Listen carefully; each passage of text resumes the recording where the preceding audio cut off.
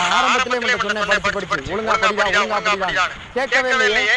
தேவையில்லாம சஞ்சய் பேரோட ஊரை நினைச்சிருக்கான். பிரியா மணி நேரம் வரையான ஒரு பொம்பளை பிள்ளை போன் அடிச்சு பேசிக்கிட்டே இருக்காங்க. எங்க படிச்சு விடுறேன் சொல்லுங்க. ஆரம்பத்துல இருந்து நான் சொல்லிட்டு இருக்கேன், என்னோட வாடா நம்ம சித்ராக்கா நல்லா டியூஷன் சொல்லிட்டு வாடான்னு வர மாட்டேன்டா. தேவையில்லாம இந்த பிரியா நினைச்சிட்டு இருக்கான். அப்பயே தெரியும் எப்படிதான் வந்து நிற்பான். இந்த மாதிரி குடும்ப மாடமே போகுது. ஒழுங்கா வாடா என்னோட சேர்ந்து வர்றான்னு நம்ம கேட்கல. இல்ல மச்சான், நம்ம குடும்பம் எப்பேற்பட்ட குடும்பம், நம்ம குடும்பத்தை அசிங்கப்படுத்துறதுக்கு வந்து பறந்து தொலைஞ்சிருக்கு. நான் நல்லாவே படிச்சேன். ஆமாப்ல, நீங்களும் 12th ஃபெயில் எழுதிட்டீங்க. உங்களுக்கு தான் ரிசல்ட் வந்திருக்கும். நீங்க என்ன மார்க்? நான் சென்டம் மச்சான். சென்டம்னா 100 மார்க்கா? ஆமா. எல்லாம் பார்த்து கத்துக்கோமனே. 100 மார்க் எடுத்தா மாப்ள. நம்ம குடும்பத்துல எவ்வளவு பெருமை பாத்தியா? எத்தனை படத்துல மார்க் கொடுத்தீங்க? என்ன மச்சான் சின்ன படம் மாதிரி கேக்குறீங்க? எல்லா படத்தையும் சேர்த்து 100 தானே?